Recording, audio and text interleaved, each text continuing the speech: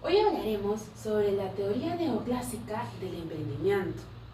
Bueno, primero tenemos que saber de dónde surgió.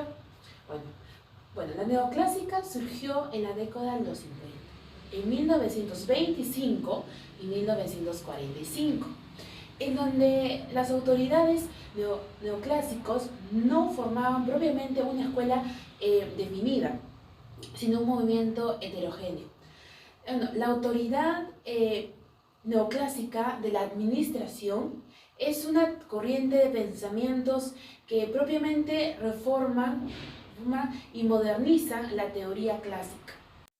Principios de la teoría neoclásica.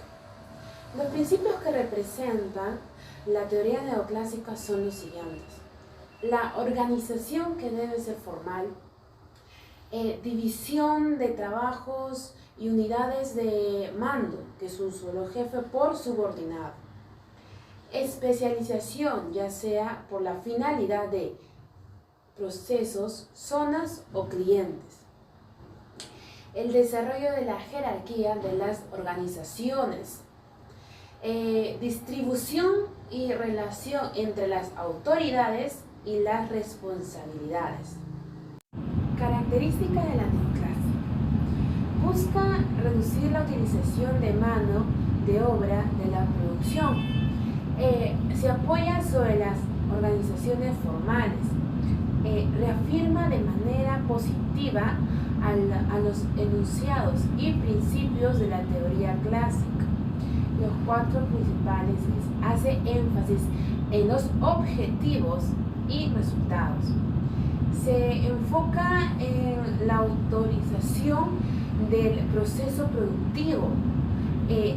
Enfatiza la práctica de la administración. Y por último, afirma el crecimiento. Una organización debe aumentar su cantidad de empleados. Ventajas de la teoría neoclásica. Número 1. Ofrece mejores resultados en pequeñas empresas.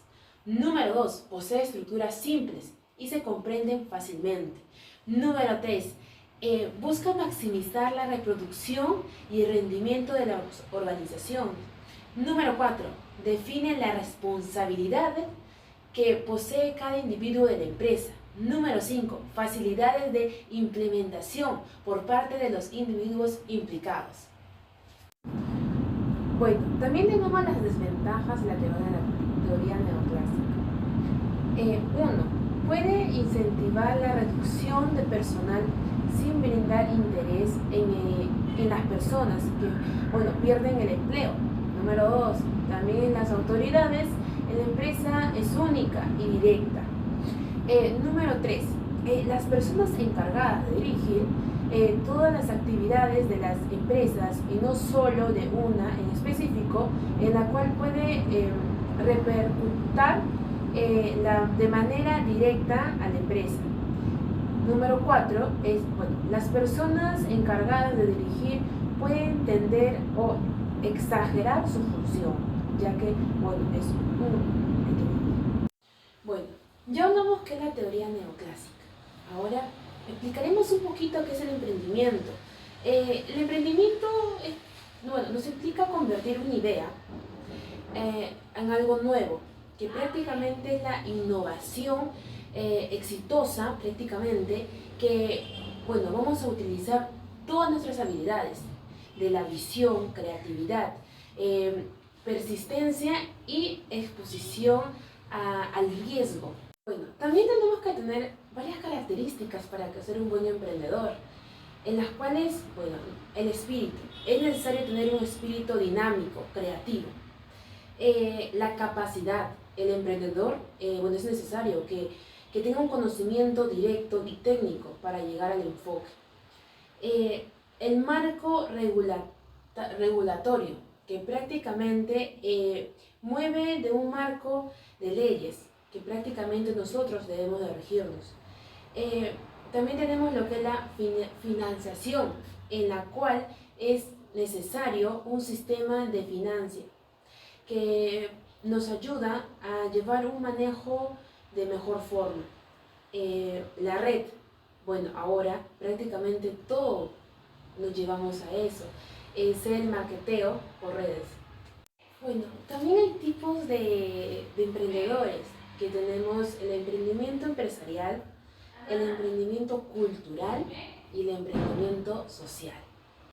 Bueno, ahora sí vamos a hablar qué es la teoría neoclásica del emprendimiento, bueno, cuyo origen se remota hacia los fines del siglo XIX. Es un cuerpo de pensamientos económicos más aceptados en el mundo de hoy. Por ello se empieza a desarrollar estudios y teorías más estructuradas sobre el ingreso del empresario. Bueno, según el enfoque neoclásico, el emprendimiento es aquel que cumple con las funciones de coordinar, organizar y supervisar un negocio. Johann Heinrich von Thunen, 1783 a 1850, nació en Alemania. Johann fue uno de los primeros personajes que afirmó que inicialmente las actividades empresariales consisten en asumir un riesgo. Define la ganancia del empresario por los siguientes elementos: beneficio menos interés del capital invertido, segura contra pérdida y salario de la dirección. También este residuo consta de dos partes. La primera, el pago por ciertos riesgos, especialmente las variaciones en los valores y la probabilidad de quiebra de toda la empresa, que no puede ser asegurada contra este riesgo. Y segunda, la extra productividad del trabajo del elemento directivo, debido al hecho de que está trabajando para sí. Hans von Mongol, 1824-1868, economista alemán. Mongol fue el autor de La ciencia de la ganancia del empresario, libro en el que habla de la renta de la capacidad emprendedora.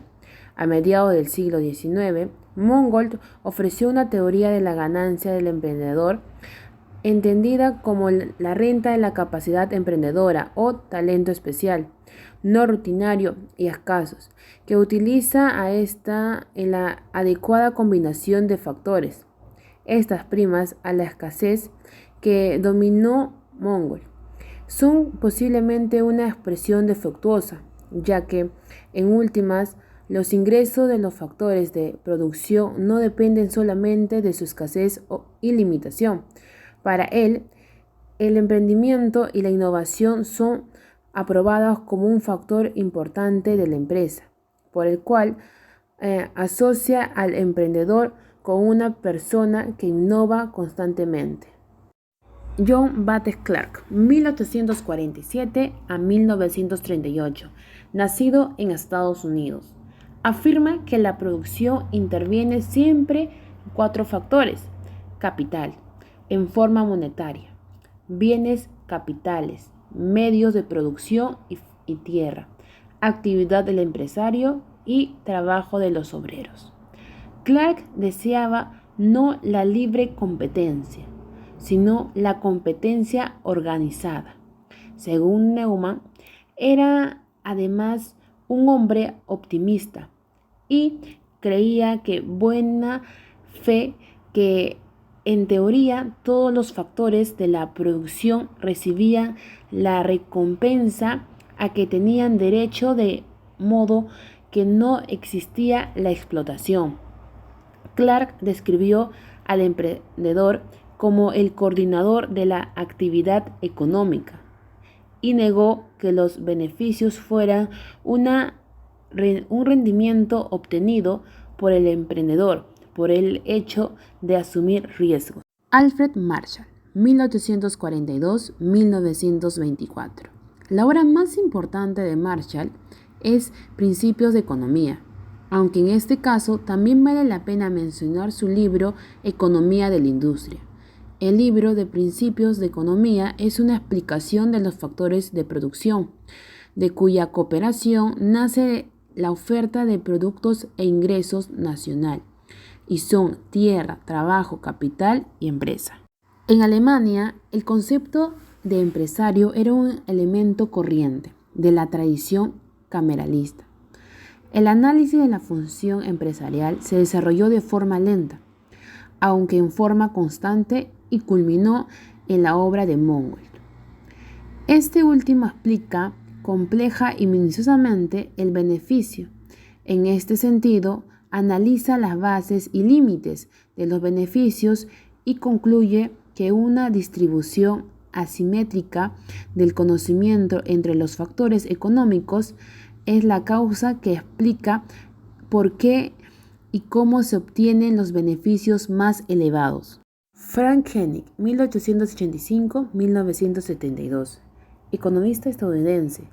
La tesis doctoral de filosofía de Frank fue publicada con el nombre de Riesgo, Incertidumbre y Beneficios. En su prefacia habla sobre el papel del empresariado como el factor básico de la coordinación dentro del sistema económico o, más allá, como el único factor productivo, puesto que la tierra, el trabajo y el capital solo son medios de producción. Frank nos da las siguientes características para un emprendedor. 1. Capacidad para asumir riesgos e incertidumbres. 2. Tenacidad. 3. Creatividad e innovación. 4. Logro de beneficios efectivos.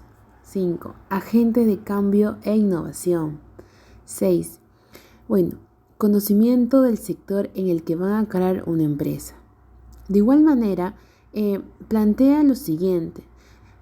Reflexión al torno de un emprendedor que dice, opina que los emprendedores no se hacen, sino que nacen, en la cual compara los negocios con un juego en el que el éxito depende de varios factores.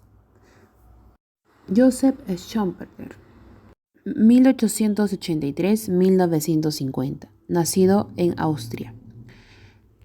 Joseph es el autor de obras como Naturaleza y Contenido, Principios de la Economía Teórica, 1908, Teoría del Desenvolvimiento Económico, 1912, Siglos Económicos, 1939, Capitalismo, Socialismo y Democracia, 1942. Historia del análisis económico, que apareció inconclusa en 1954 después de su muerte, y entre otras.